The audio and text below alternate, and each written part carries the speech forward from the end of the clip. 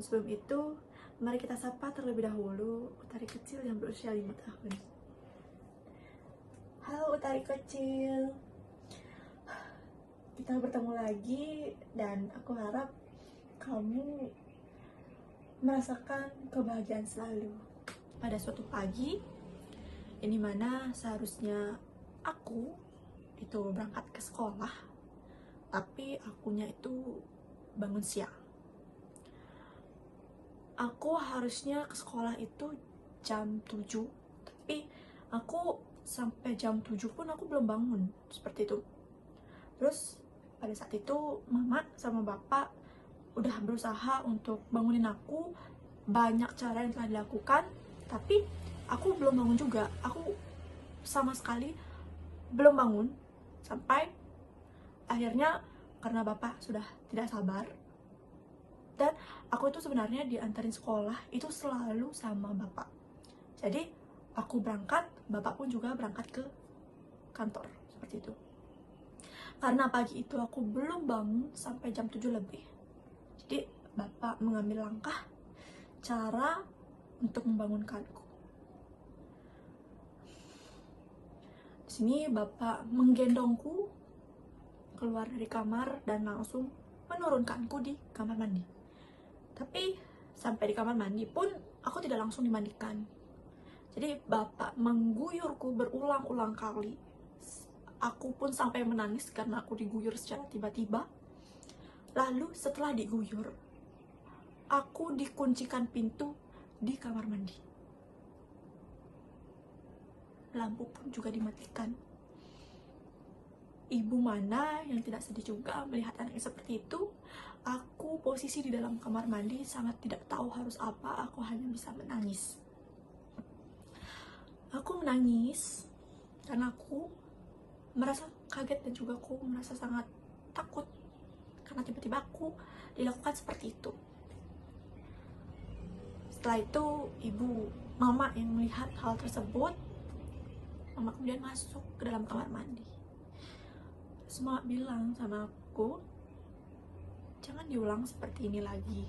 Seperti itu mama bilang. Terus mama langsung siap-siapin aku untuk ke sekolah. Singkat cerita, aku udah selesai untuk dimandikan, kemudian juga sudah selesai untuk perlengkapan sekolah. Kemudian bapak pun mengantarku ke sekolah. Namun sebelum berangkat, bapak bilang sama aku kalau bapak nggak mau antar kamu sampai halaman sekolah. Jadi bapak bilang, kamu jalan aja sendiri, di pinggir jalan bapak turunin kamu. Mendengar hal tersebut, mama mohon sama bapak supaya tidak dilakukan hal seperti itu. Terus aku pun diantar sama bapak.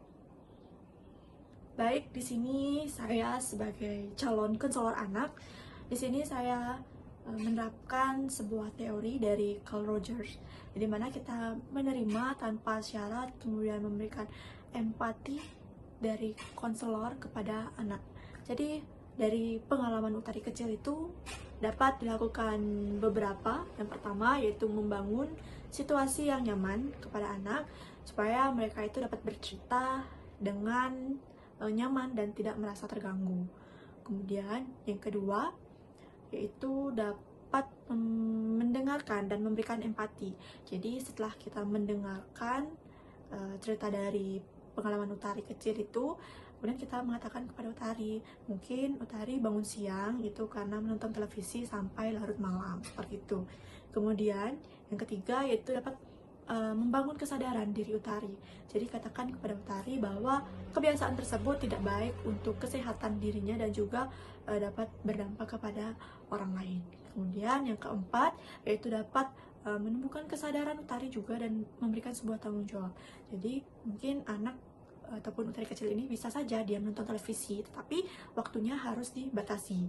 Dan mungkin diberikan sebuah tanggung jawab untuk Utari kecil, mungkin sebelum dia tidur dia harus untuk merapikan perlengkapan sekolahnya. Jadi setelah Utari kecil tersebut merapikan peralatan sekolahnya, dia harus tidur, seperti itu. Kemudian yang kelima itu dapat memberikan sebuah reward atau dukungan positif. Jadi kita sebagai orang tua dapat memberikan sebuah reward kepada anak. Mungkin pada saat utari kecil itu sudah bangun, kita memberikan sebuah kecupan, misalkan kecupan hangat di pagi hari kepada utari kecil. Dan juga dapat diberikan sebuah kata-kata, misalkan, wah anakku sudah bangun lebih pagi, lebih awal, seperti itu. Jadi hal-hal kecil seperti itu dapat memberikan sebuah motivasi kepada anak untuk bangun lebih pagi ataupun bangun tepat pada waktu. Utari kecil sudah sampai, cukup di sana saja. Jadikan pengalaman itu sebuah pelajaran. Semoga kamu selalu dan berhak untuk berbahagia. Jadi jadikan pengalaman tersebut sebuah pelajaran agar kamu tidak lagi menunda-nunda waktu, tidak lagi bermalas-malasan. Karena waktu itu adalah penting. Refleksi dari tugas ini yaitu saya berkesempatan menjadi seorang konselor untuk diri saya sendiri, yang dimana saya ketahui bahwa menjadi seorang konselor dan juga teori-teori mengenai konseling itu sangat bermanfaat, baik itu bagi masa sekarang dan masa depan.